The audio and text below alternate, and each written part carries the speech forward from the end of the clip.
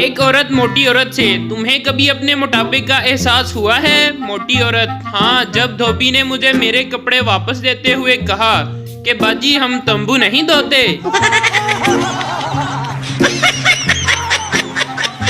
अस्सलामुअलैकुम दोस्तों, आज मैं आपके लिए बहुत ही फनी लतीफे लेकर आया हूँ। तो चलो दोस्तों वीडियो शुरू करते हैं।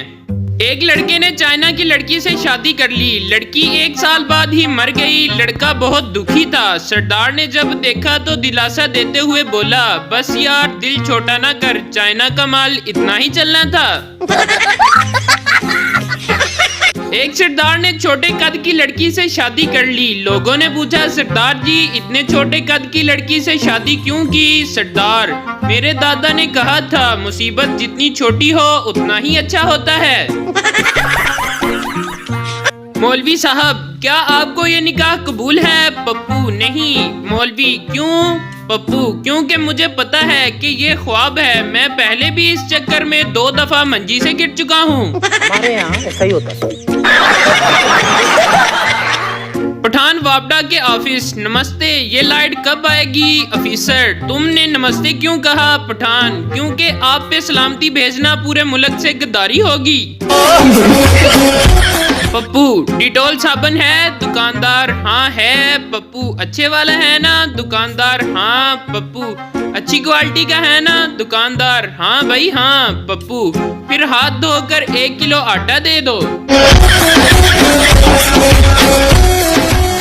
सरदार का बच्चा, अब्बू मुझे बाजा दिलाओ। सरदार, नहीं, तुम सबको तंग करोगे। बच्चा, नहीं अब्बू, जब सारे सो जाएंगे मैं तब बाजा बजाऊंगा। सरदार, चलो फिर ठीक है। 2 अफसर लड़ रहे थे। पहला, मुझे पता है तुम किसका हुक्म मानते हो, किसके इशारों पर चलते हो। दूसरा, बीवी तक न जाना, मैं बता रहा हूँ। मारो मुझे, मारो। डॉक्टर, आपके शोहर ठीक हो सकते हैं अगर आप इनका ख्याल रखें, टेंशन ना दें, लड़ाई ना करें और इनकी खूब खिदमत करें। शोहर, क्या कहा डॉक्टर ने? बीवी, डॉक्टर ने जवाब दे देता ही। ये सब क्या देखना पड़ रहा है? अच्छा है मैं अंधा हूँ। बीवी अपने शोहर से, तुम तो कहते थे शादी के बाद भी मुझसे प्यार करोगे। शोहर, तो मुझे क्या पता था कि तुम्हारी शादी मुझसे ही हो जाएगी। बीवी बहुत देर तक बाथरूम से बाहर ना निकली तो शोहर को फिक्र हुई। उसने धीरे से दरवाजा बजाया। अंदर से गरजती हुई आवाज आई, ज्यादा खुश मत हो, तुम्हारी सरी दीवी अभी जिंदा है। एक आदमी, तुम जामुन के दरख्त के नीचे गुलाब क्यों लगा रहे हो? दूसरा आदमी, ताकि ये दोनों मिलकर गुलाब जामुन पैदा करें।